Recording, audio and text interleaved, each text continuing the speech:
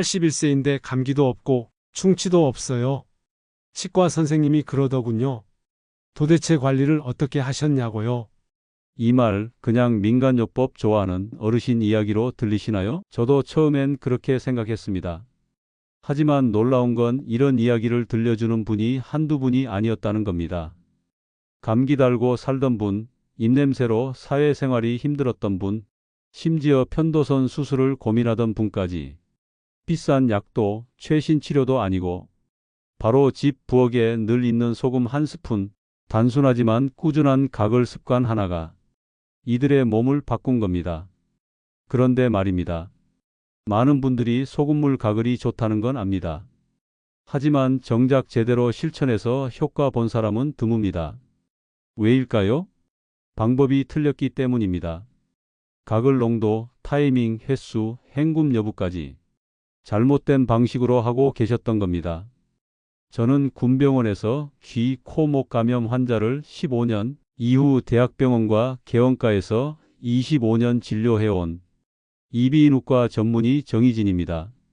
진료실에서 35년간 수많은 환자와 함께하면서 저는 한 가지 확신을 가지게 됐습니다. 제대로 된 소금물 가글은 면역력 그 자체를 바꾼다. 오늘 영상에서는 실제 사례와 함께 소금물 가글이 왜 누구에게 어떻게 효과적인지 그리고 제대로 하는 법이 무엇인지 정확하게 알려드리겠습니다. 구독과 좋아요, 알림 설정을 하시면 앞으로도 몸을 살리는 건강 정보들 확실한 내용만 전달해 드리겠습니다. 그럼 본격적으로 시작해 볼까요? 선생님, 저 감기 걸리면 꼭 목부터 아파요. 목이 간질간질하다가 그 다음 날이면 열이 나요. 제가 진료실에서 가장 많이 듣는 말 중 하나입니다. 대부분의 사람들은 감기를 콧물부터 시작되는 병이라고 생각합니다. 하지만 의학적으로 보면 감기의 시작은 목구멍일 가능성이 훨씬 높습니다. 실제로 감기 바이러스는 코점막보다 인후점막, 즉 목 안쪽에 먼저 붙는 경우가 많고 목 안에 자리를 잡은 뒤 기침, 콧물, 두통, 전신 증상으로 확장되는 겁니다. 제가 진료했던 59세 남성 환자분이 있었습니다. 항상 감기만 걸리면 목부터 쉰 목소리가 나고 하루만 지나면 고열, 기침, 가래로 이어지는 패턴이 반복됐죠. 약을 먹어도 일주일씩 고생하길래 제가 단 하나의 생활 습관을 권해드렸습니다. 바로 소금물 가글입니다. 평소에 목이 간질간질하거나 사람 많은 곳을 다녀온 날엔 자기 전에 꼭 소금물로 가글하세요. 단 소금은 너무 짜지 않게 목 깊숙이 꾹 하고 10초간 머금듯이 해야 합니다. 라고 말이죠. 그 후 한 달 뒤 그 환자분은 저에게 이렇게 말했습니다. 신기하게도 감기가 걸릴 듯 말 듯한 느낌에서 끝나버려요. 목이 아플만 하면 초급물로 가글하고 자면 그 다음날 멀쩡하더라고요. 그 이후로는 감기약 먹을 일이 거의 없어졌습니다. 의학적으로도 이는 설명이 가능합니다. 소금물은 삼투압 작용으로 목 안쪽 점막에 붙은 바이러스와 세균을 씻어내고 점막의 염증 반응을 줄이는 데 매우 효과적입니다. 또한 점막의 혈류를 증가시켜 자가면역 회복을 빠르게 돕죠. 한마디로 목에 바이러스가 자리를 잡기 전에 씻어내는 것입니다. 이건 감기뿐만 아니라 편도염, 인후염, 후두염까지 많은 급성 염증성 질환에서 가장 기본이 되는 자가관리법입니다. 하지만 중요한 건 제대로 해야 효과가 있다는 것. 그냥 소금물 한 모금 입에 넣고 헹구듯 하면 아무 효과 없습니다. 목젖을 향해 소금물이 닿도록 고개를 젖힌 상태에서 깊은 가글을 해야 하고 너무 짜게 하면 오히려 점막을 자극해 역효과가 날 수 있습니다. 진료실에서 제가 소금물 가글을 권하면 꼭 이런 질문을 받습니다. 근데 선생님 얼마나 짜야 해요? 그냥 소금 팍 넣으면 되나요? 여러분, 소금은 많이 넣는다고 효과가 세지는 게 아닙니다. 오히려 너무 짜면 점막을 자극해 목이 더 쓰라리고 심하면 손상될 수 있습니다. 실제로 하루 3번씩 소금물 가글을 하다가 오히려 목 안이 벗겨지고 쉰 목소리가 생겨서 내원한 분도 있었습니다. 그렇다면 도대체 어느 정도가 딱 좋은 농도일까요? 정답은 생리식 염수 농도와 비슷하게 물 250ml 종이컵 1컵에 소금 2에서 3g, 즉 약 0.9% 농도입니다. 가정에서는 밥 숟가락으로 3분의 1 숟가락 정도를 기준으로 넣으시면 됩니다. 너무 싱거우면 살균 효과가 떨어지고 너무 짜면 점막 자극이 심해지기 때문에 이 비율을 지키는 게 아주 중요합니다. 여기서 굵은 소금이 좋나요? 죽염이 더 좋나요? 라고 물으시는 분도 많습니다. 사실 대부분의 일반적인 정제 소금으로도 충분합니다. 다만 죽염이나 히말라야 소금을 쓰면 미네랄 성분이 조금 더 풍부할 수는 있지만 염분 농도만 정확하면 그 차이는 크지 않습니다. 여기서 중요한 포인트 하나 더. 소금물을 만들 땐 반드시 따뜻한 물을 사용하라는 것입니다. 너무 차가운 물은 목 점막을 위축시키고 따뜻한 물은 점막의 혈류를 늘려서 염증을 진정시키는 효과를 더해줍니다. 단, 뜨거우면 오히려 화상이 될 수 있으니 약간 따뜻한 수준 40에서 50도 이하가 적당합니다. 요약하면 이렇게 됩니다. 종이컵 기준 따뜻한 물 1컵 약 250ml. 소금은 밥숟가락 3분의 1 정도 2에서 3g. 미지근하게 만든 뒤 10초 이상 깊게 각을 1일 2에서 3회 식후 또는 자기 전이 효과적. 사실 대부분의 사람들이 그냥 소금 아무렇게나 넣고 헹군다 수준에서 멈추기 때문에 효과 없다고 말하는 경우가 많습니다. 그건 가글이 아니라 그냥 입 헹군 것에 불과합니다. 선생님, 하루에 몇 번이나 가글해야 해요? 이 질문 역시 진료실에서 정말 많이 듣습니다. 많은 분들이 하루에 한두 번 정도 입 냄새 날 때만 하고 계신데요. 그렇게 해서는 효과를 제대로 보기 어렵습니다. 중요한 건 가글을 증상이 생기고 나서 하는 게 아니라 증상이 생기기 전에 미리 하는 것입니다. 예를 들어 62세 여성 환자분 한 분은 겨울만 되면 감기로 목이 붓고 열이 나는 증상이 반복됐습니다. 항상 약국에서 진통의 열제를 사서 드셨는데 근본적으로는 해결되지 않았죠. 제가 그분께 권한 건 아주 단순했습니다. 하루 3번만 정해진 시간에 소금물 가글을 생활화해 보세요. 아침에 일어난 직후, 저녁 식사 후, 자기 직전. 딱 이 3번이면 됩니다.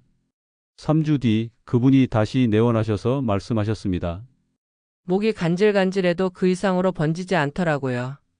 예전 같았으면 100% 감기로 번졌을 텐데 처음 있는 일이에요. 왜 하필 이 3시간이 중요할까요? 아침 기상 직후.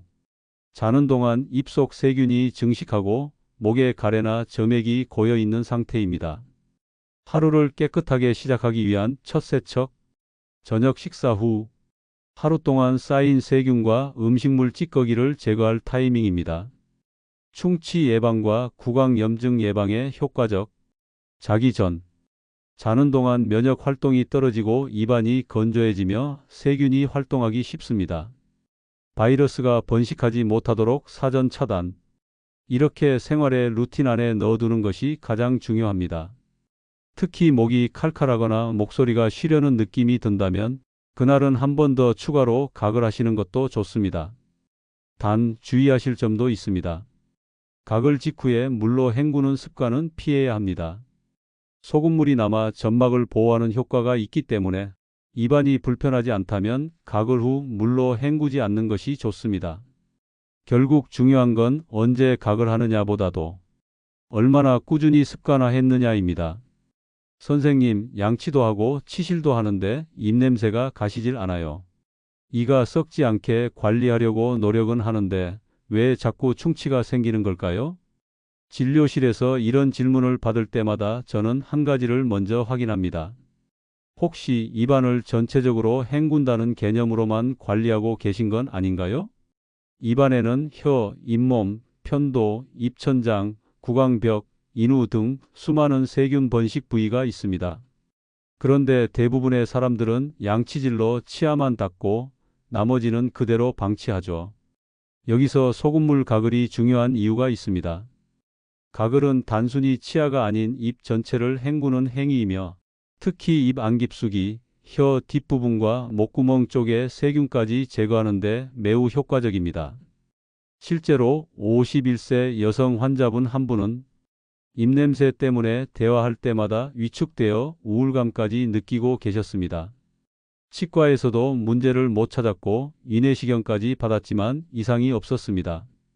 그분께 저는 다음과 같이 권했습니다. 하루 3회 식후에 따뜻한 소금물로 15초 이상 가글해 보세요. 특히 잠자기 전엔 꼭 하셔야 합니다. 그리고 가글할 때 혀 뒷부분까지 소금물이 닿을 수 있도록 고개를 젖혀주세요. 2주 후 그분이 말씀하셨습니다. 가족들 입냄새 얘기를 안 해요. 오히려 예전보다 말하기가 훨씬 편해졌어요. 그리고 아침에 일어났을 때 텁텁함이 거의 없어졌습니다.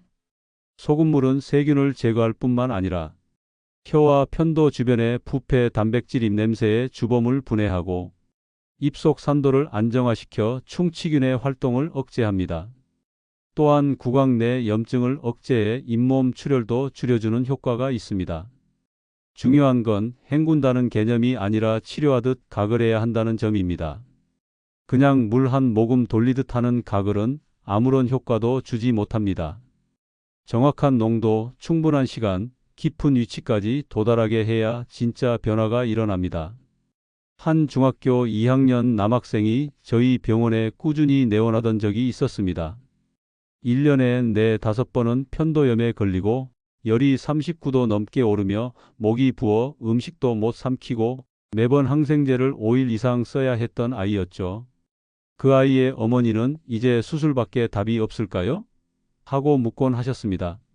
하지만 저는 먼저 가장 기본적인 습관부터 바꿔보자고 말씀드렸습니다. 그중 하나가 바로 소금물 가글이었습니다. 하루에 2에서 3회 꼭 식후와 자기 전에 따뜻한 소금물로 깊은 가글을 해보세요. 편도를 씻어낸다는 느낌으로 적어도 10초 이상 유지하는 게 중요합니다. 이후 3개월 동안 그 학생은 단 한 번도 편도염으로 고열이 나지 않았고 목도 붓지 않았습니다. 어머님께서 하신 말이 아직도 기억납니다. 이렇게 간단한 걸 왜 진작 안 했는지 모르겠어요. 이젠 약국 갈 일도 없어요. 그 이유는 무엇일까요? 소금물 가글은 단순한 세정이 아니라 편도와 인후에 남아있는 세균, 바이러스, 고름 잔여물까지 씻어내는 작용을 합니다.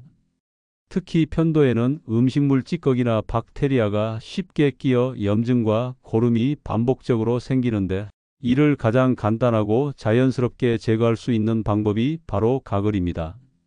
또한 따뜻한 소금물은 점막의 혈류를 증가시켜 자가면역 반응을 활성화시키고 삼투압 작용을 통해 염증성 부종을 가라앉히는 효과가 있습니다.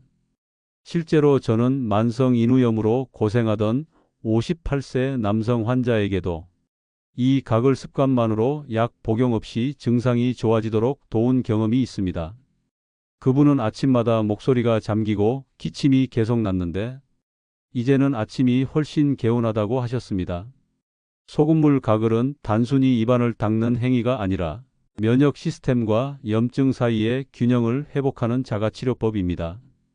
물론 모든 염증성 질환이 가글만으로 해결되진 않습니다. 하지만 그 시작이 입과 목 안을 건강하게 지키는 습관이라면 많은 문제를 애초에 예방할 수 있는 것은 분명합니다. 진료실에서 제가 소금물 가글을 권하면 대부분 환자분들이 이렇게 되물으십니다. 선생님, 굵은 소금이 좋아요? 아니면 죽염이 더 좋나요? 히말라야 소금도 괜찮다고 하던데요? 사실 이 질문은 정말 많이 듣습니다. 그리고 결론부터 말씀드리면 정확한 농도만 맞추면 어떤 소금을 써도 효과는 충분합니다. 그러나 각각의 차이점은 분명히 존재하고 알고 계시면 더 좋습니다. 우선 정제염 일반 소금은 우리가 가장 흔히 쓰는 소금입니다. 불순물이 거의 없고 순수 염화 나트륨 성분이기 때문에 가글 시 자극이 적고 알레르기 반응 가능성도 가장 낮습니다. 가정에서 소금물 가글을 처음 시도하시는 분들께 가장 추천드리는 선택입니다. 반면 천일염이나 죽염은 미네랄이 풍부하다는 장점이 있습니다. 특히 죽염은 여러 번 구워 불순물을 제거하고 황, 칼슘, 철분 등 미량 미네랄이 풍부하여 전통적으로 구내염, 잇몸 질환, 인후통 등에 활용되어 왔습니다. 또 한 가지 최근 인기를 끌고 있는 히말라야 핑크 솔트. 색이 예뻐서 많이들 사용하시지만 사실상 가글용으로 쓸 때는 특별한 효능 차이는 거의 없습니다.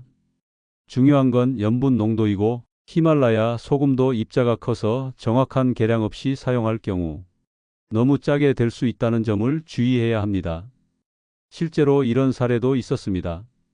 평소 건강식에 관심이 많던 50대 여성 환자분이 주겸이 좋다길래 가글할 때 찰흙처럼 넣고 썼다고 하시더군요.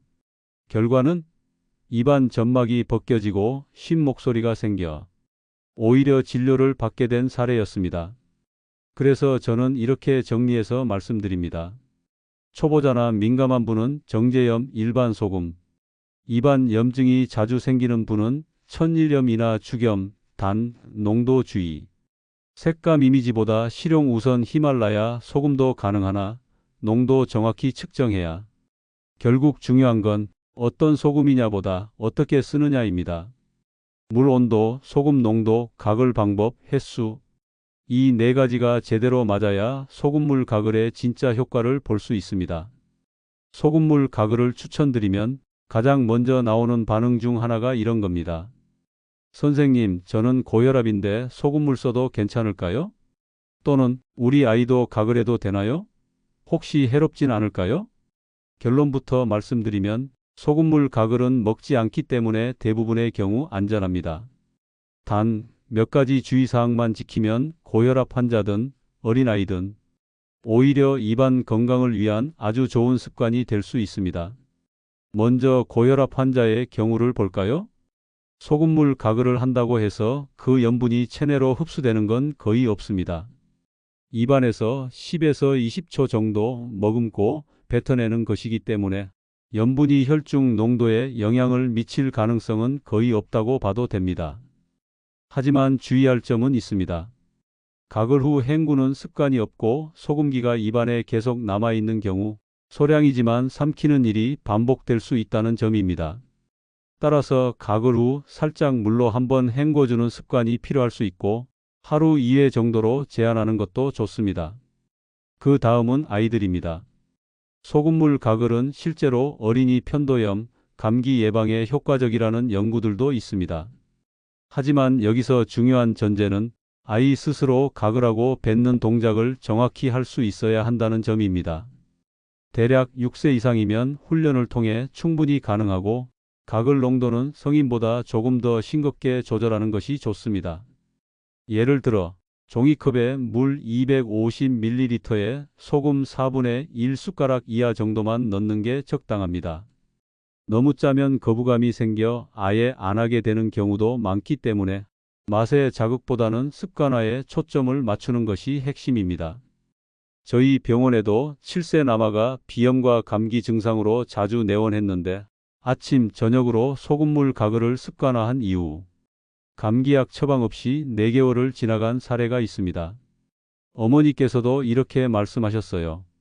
약도 안 먹고도 아이가 감기에서 멀어진 걸 보니 이건 정말 생활 습관의 힘이구나 싶었어요.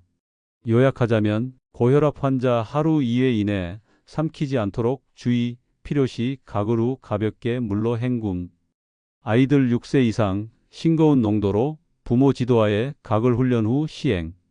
선생님, 식사 전이 좋나요? 아니면 식사 후에 해야 하나요? 소금물 가글을 시작하려는 분들께서 가장 혼란스러워 하시는 질문입니다.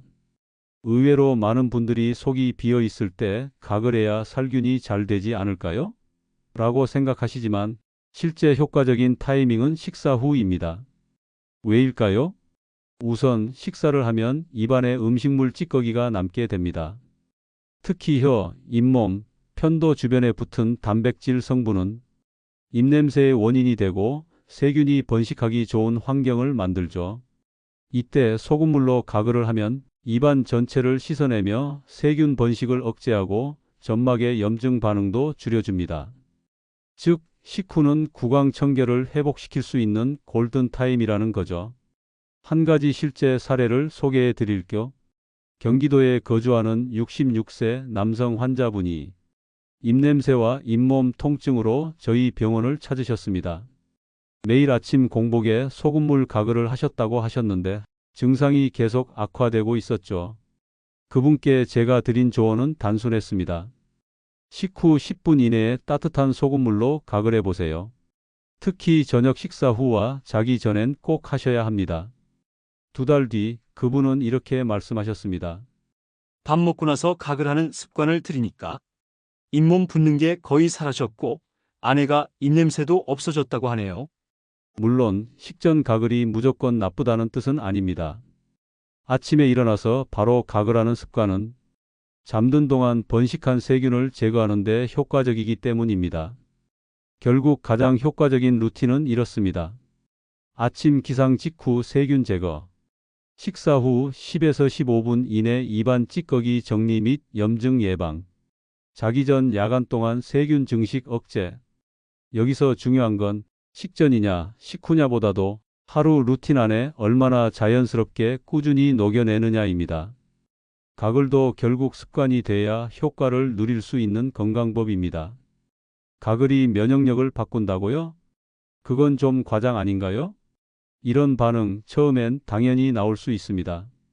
하지만 진료실에서 저는 그 과장 같은 이야기가 현실이 되는 순간들을 수없이 목격해 왔습니다. 소금물 가글이 단순히 입안을 청결하게 해주는 수준을 넘어 우리 몸의 자가면역 방어 체계에 긍정적인 영향을 준다는 건 이미 여러 연구에서도 지지되고 있습니다.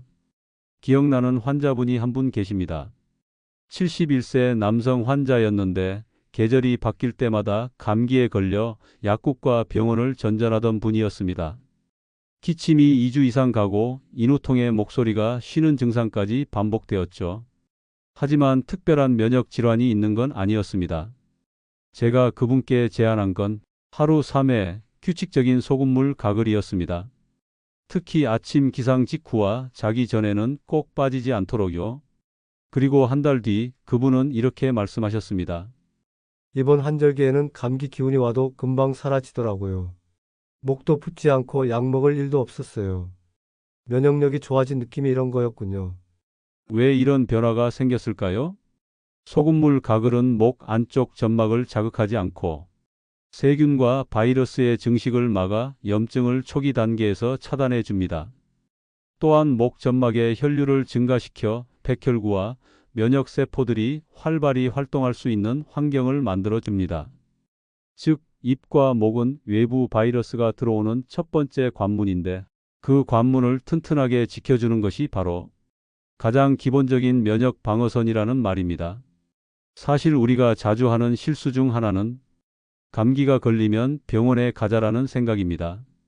하지만 의학적으로 중요한 건 걸리지 않도록 평소에 준비하는 것, 즉 예방 면역을 평소에 얼마나 잘 관리하느냐입니다. 그리고 소금물 가글은 바로 그 예방 면역력의 생활 속 실천으로 가장 손쉬운 방법입니다. 소금물 가글이 그렇게 좋다니까 하루에도 5번, 6번씩 하려고요. 이렇게 말씀하시는 분들이 꽤 많습니다. 좋은 건 많이 할수록 좋다는 생각 이해는 갑니다. 하지만 건강에서 가장 중요한 원칙 중 하나는 바로 과유불급, 즉 과하면 오히려 해가 된다는 점입니다. 실제로 제가 진료한 한 54세 여성 환자분은 입냄새와 인후통이 걱정돼 하루 5에서 6회 이상 소금물 가글을 하셨습니다. 문제는 그 가글이 점점 더 짜게, 더 오래 이어졌다는 점이죠.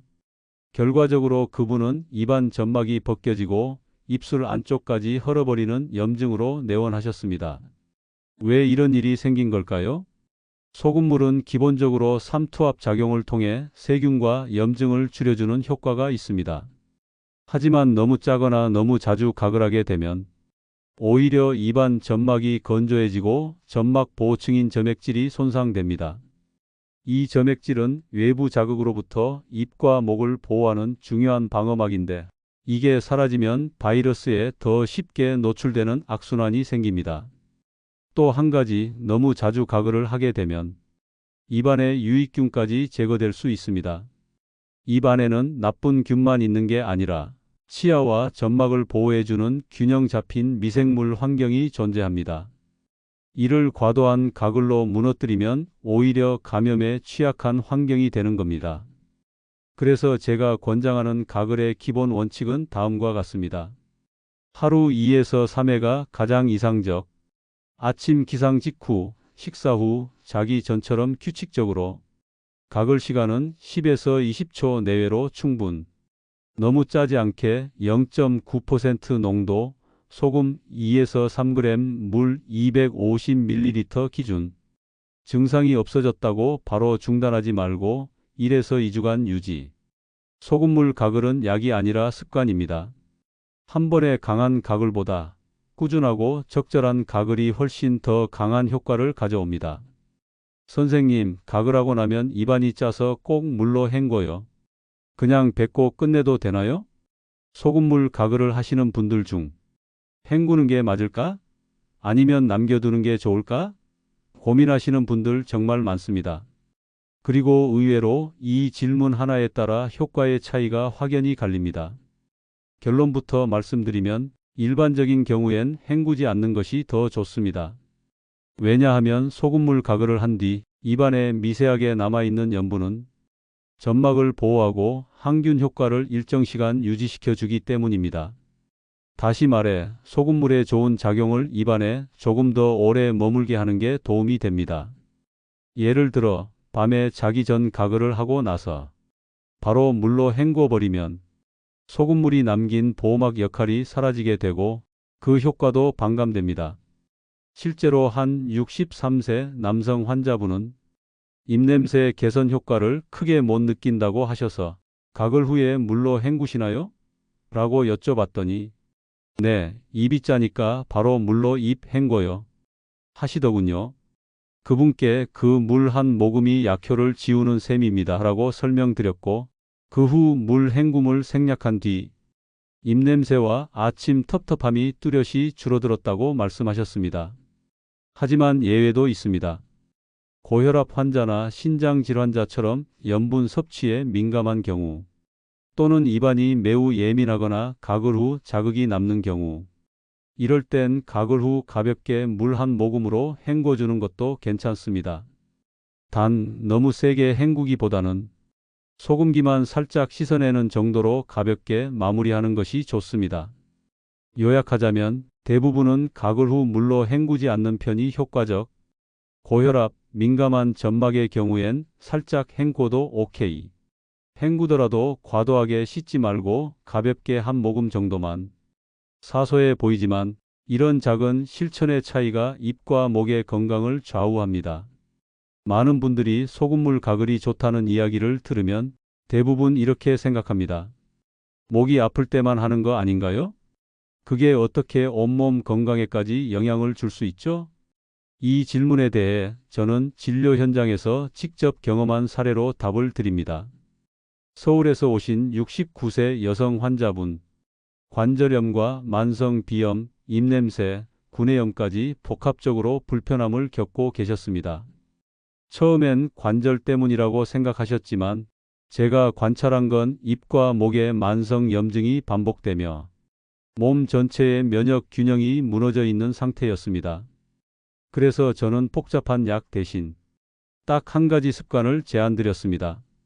아침, 저녁으로 따뜻한 소금물로 목 깊숙이 가글해 보세요. 편도와 인후를 깨끗이 씻어낸다는 느낌으로요. 3주 뒤 그분이 다시 내원하셨을 때 이런 말씀을 하셨습니다. 입이 덜 헐고 코막힘도 많이 줄었어요. 무릎 통증도 희한하게 좀 가라앉은 것 같아요. 처음엔 그저 우연이라고 생각했는데 계속하니까 분명히 차이가 나요. 이건 단순한 착각일까요? 아닙니다. 의학적으로도 설명이 가능한 변화입니다.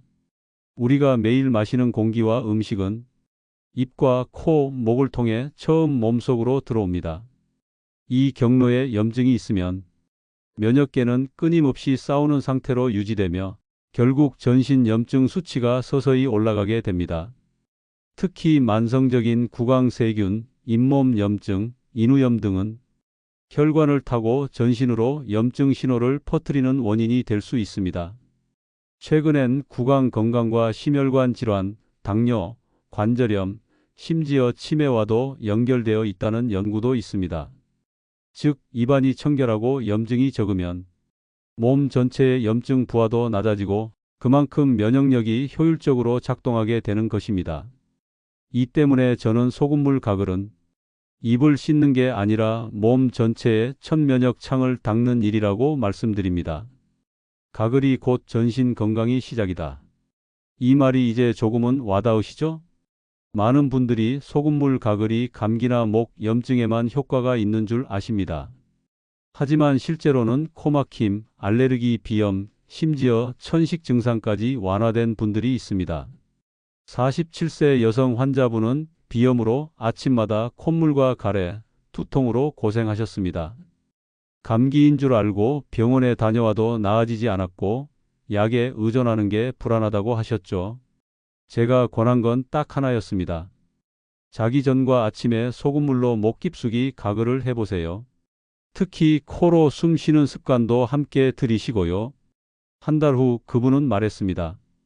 아침에 코막힘이 거의 없고 감기약도 끊게 됐어요. 이렇게 간단한 방법이 이렇게 강력할 줄 몰랐습니다. 이처럼 입과 코, 목, 기관지, 폐는 하나의 통로로 연결돼 있습니다. 소금물 가글은 그 시작점인 입과 목을 깨끗하게 유지해주는 첫 방어선이 되는 것이죠. 하지만 가글이란 것도 제대로 하지 않으면 아무 소용 없습니다. 아직도 많은 분들이 그냥 물에 소금 풀어서 입 헹구는 정도로 가글을 하고 계십니다. 하지만 그건 입 헹굼일 뿐 치료 효과는 거의 없습니다. 제대로 하는 가글 습관 이렇게 하세요. 비율 물 250ml, 소금 2에서 3g, 밥숟가락 3분의 1. 횟수 하루 2에서 3회, 아침 기상 직후, 식사 후, 자기 전. 방법 고개를 젖히고 아 소리가 날 정도로 목 깊숙이 10에서 20초 가글. 온도 미지근한 물, 체온과 비슷한 40도 안팎. 헹굼 여부 가글 후 특별히 자극이 없다면 물로 헹구지 않는 것이 좋음. 정확히 이렇게 하신다면 단순한 구강 청결을 넘어서 면역력 향상, 입냄새 제거, 만성 기침 개선, 구내염 예방까지도 가능해집니다. 한 가지 많이 받는 질문이 있습니다. 소금물 가글 너무 자주 하면 해롭지 않나요? 맞습니다. 아무리 좋은 것도 과하면 독이 됩니다. 저희 병원에 내원하신 54세 여성분은 입냄새와 잇몸 걱정으로 하루 6번에서 7번씩 가글을 하시다가 오히려 입 안 점막이 벗겨지고 잇몸이 붓는 증상으로 치료를 받으셨습니다. 소금물은 삼투압 작용으로 염증을 줄여주지만 지나치면 점막을 건조하게 하고 유익균까지 없애는 역효과가 생깁니다. 하루 2에서 3회 일정한 시간에 꾸준히 이게 핵심입니다. 또 이런 질문도 많습니다. 고혈압인데 소금물 괜찮을까요? 아이도 해도 되나요? 답변은 이렇습니다. 가글은 삼키는 것이 아니므로 대부분의 고혈압 환자에게도 안전합니다. 다만 하루 3회를 넘기지 않고 너무 짜게 만들지 않는 것이 중요합니다. 어린이의 경우는 6세 이상부터 가능하며 더 싱겁게 만들고 부모님 지도로 정확하게 뱉는 연습이 선행되어야 합니다. 7세 남자아이 한 명은 편도염과 감기로 1년 내내 병원을 들락날락하다가 소금물 가글을 습관화한 이후 4개월 동안 병원에 오지 않았습니다. 그 아이 어머니의 말이 기억납니다. 약을 줄일 수 있으니 아이도 더 밝아졌어요. 소금물 가글은 입속의 문제만 해결하는 것이 아닙니다. 입안 염증이 줄면 전신 염증도 함께 줄어든다는 연구 결과들이 늘고 있습니다.